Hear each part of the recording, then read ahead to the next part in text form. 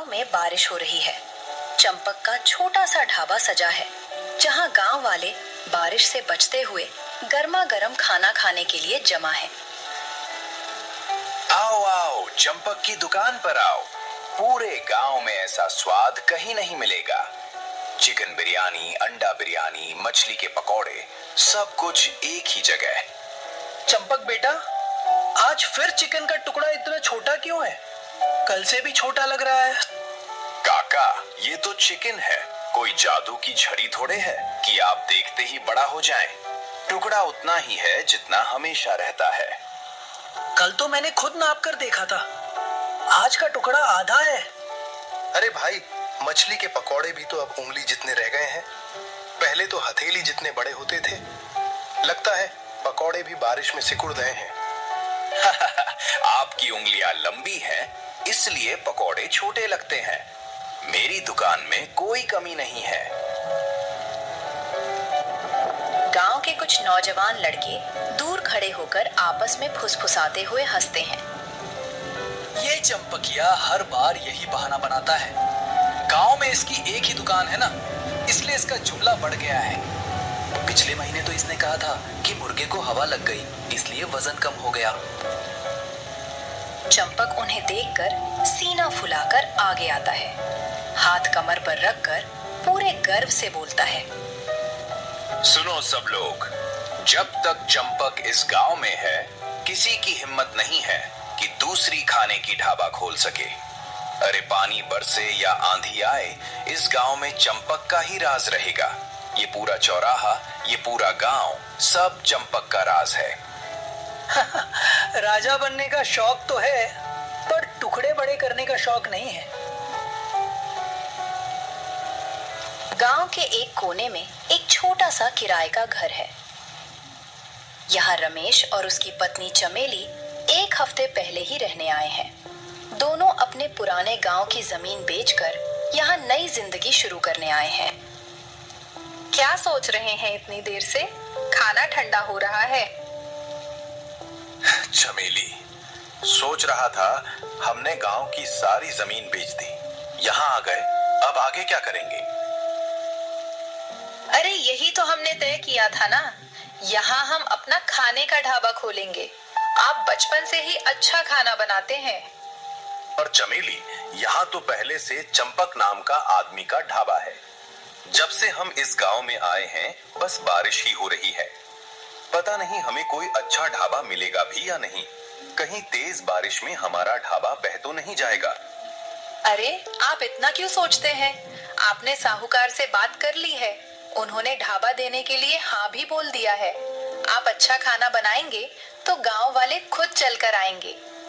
तुम हमेशा मेरा हौसला बढ़ा देती हो। तो और क्या करूं? मेहनत और ईमानदारी से चलेंगे, भगवान हमारी मेहनत जरूर देखेंगे।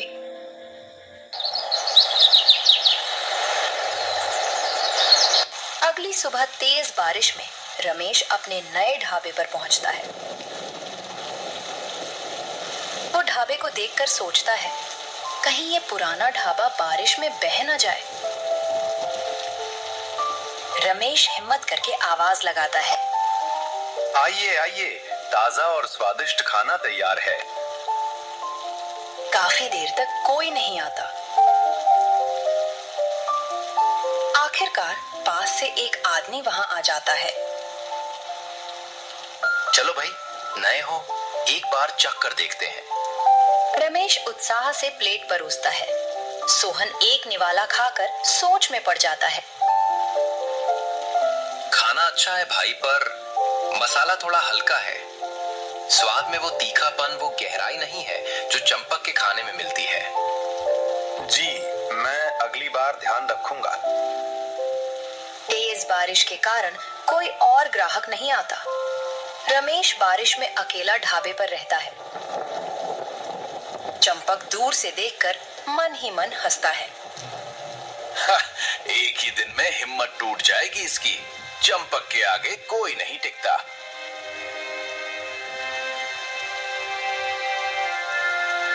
तभी अचानक बारिश बहुत तेज हो जाती है और गांव में पानी घुसने लगता है। देखते ही देखते पानी बढ़ जाता है। और रमेश का पुराना ढाबा पानी में आधा डूब जाता है।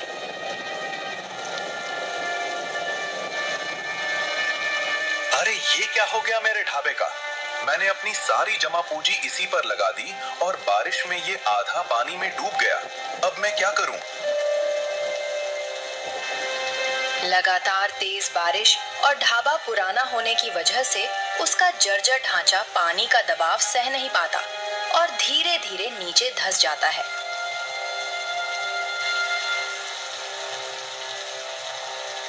कैसा रहा आज? आज तो एक ही ग्राहक आया था, लेकिन उससे भी बड़ी मुसीबत हो गई। तेज बारिश की वजह से ढाबा धंस गया। हमारी सारी जमा पूंजी इसी में चली गई। अब तो हम बर्बाद हो गए। क्या? ढाबा धंस गया? हे भगवान, अब हम क्या करेंगे? हमारी सारी मेहनत तो मिट्टी में मिल गई।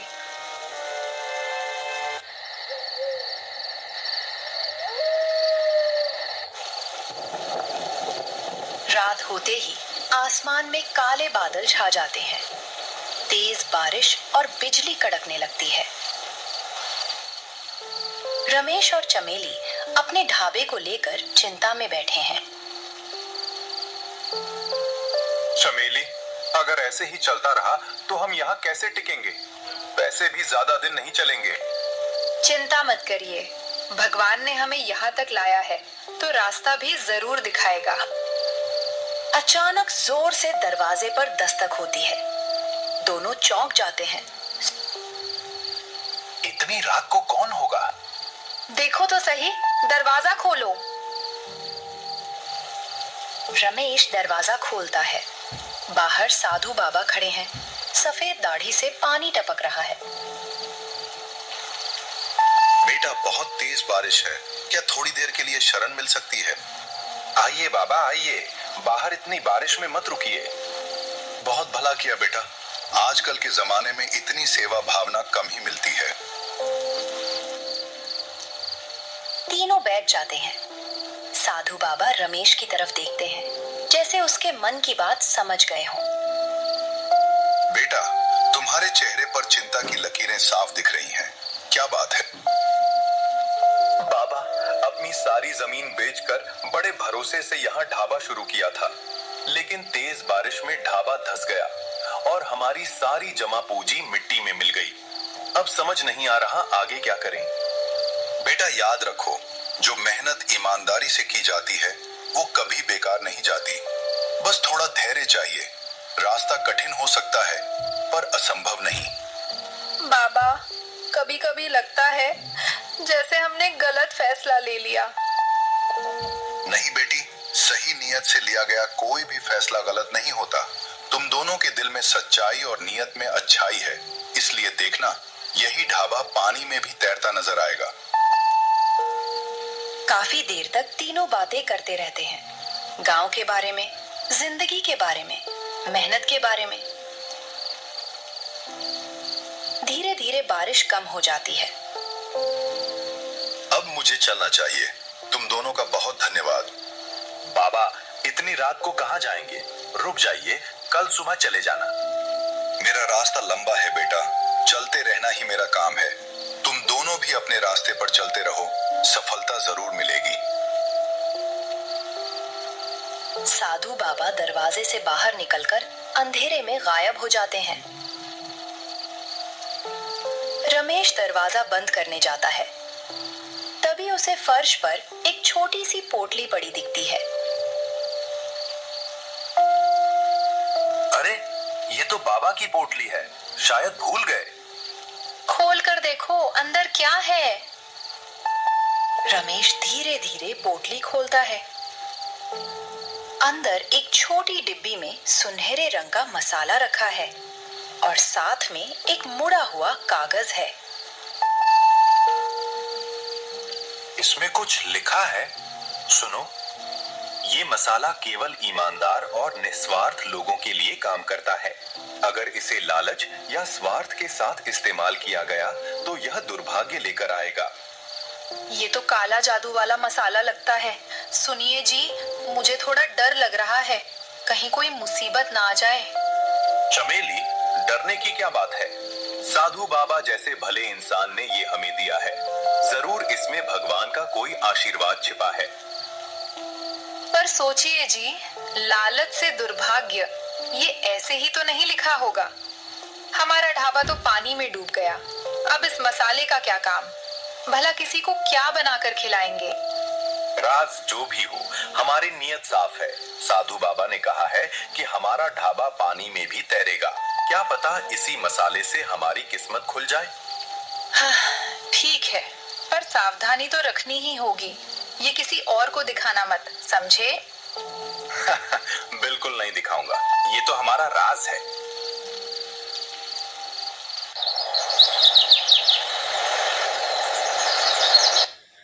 अगली सुबह चमेली रसोई में खाना बनाने की तैयारी करती है। दोनों सोचते हैं कि ये मसाला सच में काम करता है या नहीं। आज बिरयानी बनाती हूँ और थोड़ा सा वो मसाला भी मिला देती हूँ, देखते हैं क्या होता है। चमेली सावधानी से एक चुटकी सुनहरा मसाला बिरयानी में मिलाती है। पूरा घर अचानक एक अद्भुत खुशबू से भर जाता है। वाह, ये खुशबू तो मैंने आज तक ऐसी खुशबू कभी नहीं सूंघी। सच में? मैंने तो बस एक चुटकी डाली थी। खाना तैयार होने पर दोनों एक एक निवाला चखते हैं। दोनों की आंखें अचानक बड़ी हो जाती हैं। चेहरे पर अद्भुत आश्चर्य की भावना आ जाती है। चमेली, ये तो मैंने जिंदगी में ऐसा स्वाद कभी नहीं चखा। ये सच में जादू है, मुझे यकीन नहीं हो रहा। आज इस मसाले को ढाबे के खाने में इस्तेमाल करके देखता हूँ। देखते हैं लोगों को इसका स्वाद पसंद आता है या नहीं। रमेश ढाबे पर पहुंचकर देखता है कि उसका ढाबा पानी में तैर रहा है। ढाबे के नीचे लगी खाली प्लास्टिक की बोतलें उसे पानी में तैराए हुए हैं। ये देखकर रमेश हैरान रह जाता है। अरे, ये तो सच में चमत्कार हो गया। जैसा साधु बाबा ने कहा था, मेरा ढाबा पानी में तैर रहा है। अरे भाई, ये कैसे हो सकता है? मैंने तो आज तक पानी में तैरता हुआ ढाबा पहली बार देखा है। सच कह रहे हो? लगता है ये कोई चमत्कार ही है। ऐसा नजारा तो हमने कभी नहीं देखा। तैरते ढाबे को देखकर सभी गांव वाले हैरान थे। तभी एक ग्राहक शंकर वहां आया। अरे वाह भाई, ये तो अनोखा ढाबा है, पानी में तैरता हुआ। एक प्लेट बिरयानी देना। रमेश प्लेट परोसता है। शंकर एक निवाला खाते ही हैरान रह जाता है और उसके चेहरे पर आश्चर्य साफ दिखाई देता है। अरे वाह, ये स्वाद तो भाई, ये तो कमाल का है। रमेश मुस्कुराता है।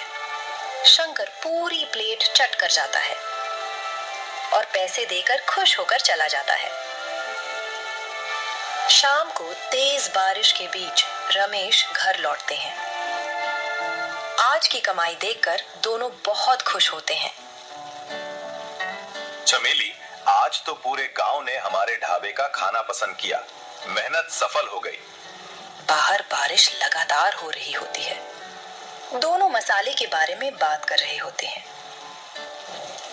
तभी चंपक झाड़ियों के पीछे छिपकर उनकी बातें सुन लेता है। अच्छा, तो इस मसाले का ही सारा राज है। बारिश में भीगता हुआ चंपक दूर खड़ा रमेश के घर को घूरता है और मन ही मन चाल चलता है। ये मसाला अगर मेरे हाथ लग गया तो पूरे गांव में सिर्फ मेरा ढाबा चलेगा।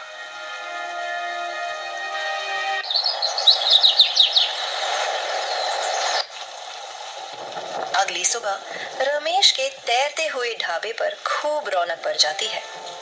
लोग पानी में तैरते अनोखे ढाबे को देखने और उसकी मशहूर बिरयानी का स्वाद चखने के लिए दूर दूर से आने लगते हैं।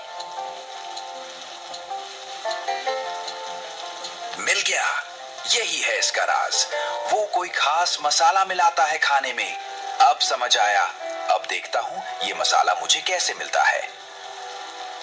चंपक अपनी असली फितरत छिपाकर रमेश के ढाबे के पास आता है, चेहरे पर बनावटी मुस्कान लिए।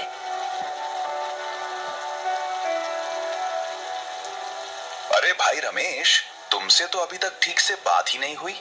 मैं चंपक हूँ, इसी गांव में ढाबा लगाता हूँ। अरे चंपक भाई, मुझे तो लगा था आप मुझसे नाराज होंगे नई ढाबे की वजह से।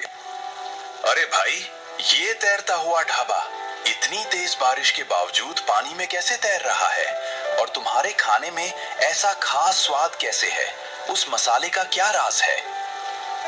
सच कहूं तो चंपक भाई, मुझे खुद नहीं पता ये ढाबा पानी में कैसे तैर रहा है।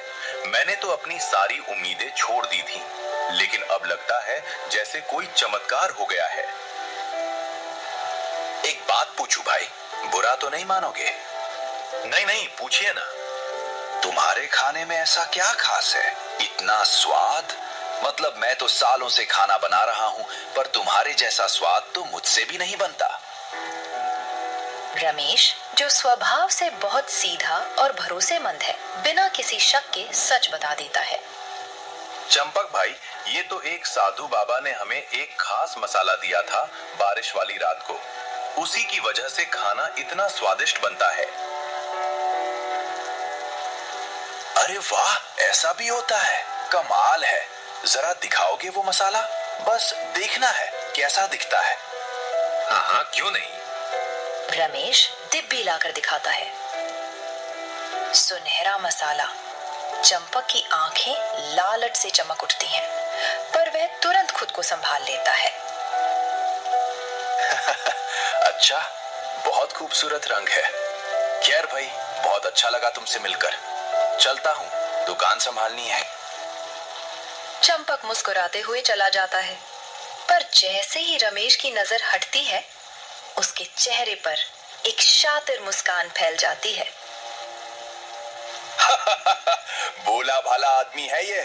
आज रात ही ये मसाला मेरे पास होगा। फिर देखना, पूरा गांव सिर्फ चंपक के आगे झुकेगा।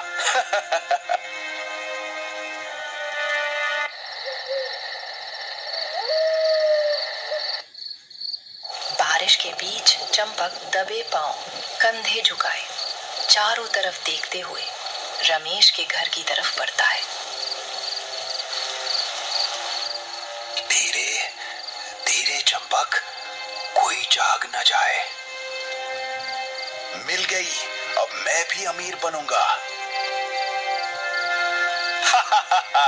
अब देखना, कल से पूरा गांव सिर्फ चंपक की दुकान पर आएगा। रमेश तो कहीं का नहीं रहेगा। मैं बनूंगा इस गांव का सबसे बड़ा और सबसे अमीर खाने वाला।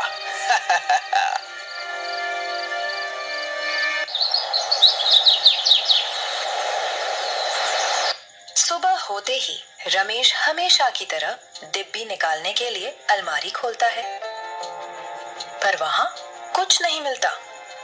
उसका चेहरा चिंता से भर जाता है। चमेली, चमेली जल्दी आओ। क्या हुआ? इतनी घबराहट में क्यों बुला रहे हो? मसाले वाली डिब्बी, वो यहाँ नहीं है। मैंने यही रखी थी। ये तो हो ही नहीं सकता। कोई चोरी करके ले गया है। पर कौन जानता था कि हमारे पास ऐसा मसाला है? हमने तो किसी को नहीं बताया। अचानक उसे याद आता है। आंखें बड़ी हो जाती हैं। अरे, कल तो मैंने चंपक भाई को दिखाई थी डिब्बी। आप कितने भोले हैं। अरे उसी आदमी को दिखा दी जो आपसे जलता है। अब समझ में आया आपको कि क्यों वो अचानक इतना प्यार दिखा रहा था। हाय राम, मैंने तो सोचा भी नहीं था कि वो ऐसा करेगा। आपको तो हर किसी पर भरोसा हो जाता है। कल किसी बिल्ली को भी अपना राज बता देंगे शायद। रमेश शर्मिंदा होकर सिर झुका लेता है। फिर धीरे धीरे उसे साधु बाबा की चेतावनी वाला कागज याद आता है। चमेली, याद है वो कागज में क्या लिखा था? अगर इसे लालच या स्वार्थ के साथ इस्तेमाल किया गया तो यह दुर्भाग्य लेकर आएगा। हाँ, याद है। तो फिर चिंता क्यों करे? चंपक ने चोरी करके गलत नियत से इस्तेमाल करने की सोची है। अब देखते हैं क्या होता है। चंपक बड़े गर्व से अपनी बिरयानी में चोरी किया हुआ मसाला डालता है, हाथ कांपते हुए खुशी से। आज से चंपक की दुकान का जलवा वापस आएगा। वो लालच में मसाला ज्यादा डाल देता है और एक बड़ा निवाला चखता है। पहले खुश होता है, फिर अचानक उसका चेहरा उतर जाता है। अरे ये तो पेट में कुछ। अचानक उसके पेट से जोर की गड़गड़ाहट की आवाज आती है। अरे बाप रे! वह तुरंत उछलकर दौड़ता है, पैर लड़खड़ाते हुए सीधा शौचालय की तरफ भागता है। रुक जा पेट, थोड़ा रुक जा। वह शौचालय में घुसता है। कुछ देर बाद बाहर निकलता है, चेहरा थका हुआ। अब ठीक हूँ शायद। वो मुश्किल से 2 कदम चलता है कि फिर से उसका पेट जोर से बोलने लगता है। नहीं, फिर से। वह फिर उसी तेजी से दौड़ता है। यह सिलसिला बार बार चलता है। चंपक दौड़ता है, शौचालय जाता है, राहत महसूस करता है। हे भगवान, मैंने ऐसा क्या पाप किया जो ये पेट मुझसे दुश्मनी निभा रहा है? थका हारा बेहाल चंपक आखिरकार पेट पकड़े हुए लड़खड़ाते कदमों से रमेश के घर पहुंचता है। चेहरे पर शर्मिंदगी और दर्द दोनों साफ झलकते हैं। अरे चंपक भाई, ये क्या हाल बना रखा है आपने? रमेश भाई, मुझे माफ कर दो। मैंने तुम्हारी डिब्बी चुराई थी। लालच में आकर मैंने बहुत बड़ी गलती कर दी। चंपक भाई, जो हो गया उसे छोड़िए। अब अपनी गलती मान लीजिए और आगे से ऐसा मत कीजिए। मैंने वो मसाला भरपूर मात्रा में इस्तेमाल किया, सोचा और ज्यादा स्वाद आएगा, पर उसके बाद से मेरा पेट। चंपक भाई, याद है साधु बाबा के कागज में क्या लिखा था? अगर इसे लालच के साथ इस्तेमाल किया गया तो ये दुर्भाग्य लेकर आएगा। असली जादू मसाले में नहीं था, असली जादू तो ईमानदारी और सही नियत में था। मैं वादा करता हूं, आज के बाद कभी किसी के साथ धोखा नहीं करूंगा, कभी किसी की चीज की चोरी नहीं करूंगा। बहुत अच्छी बात है चंपक भाई, हम दोनों मिलकर इस गांव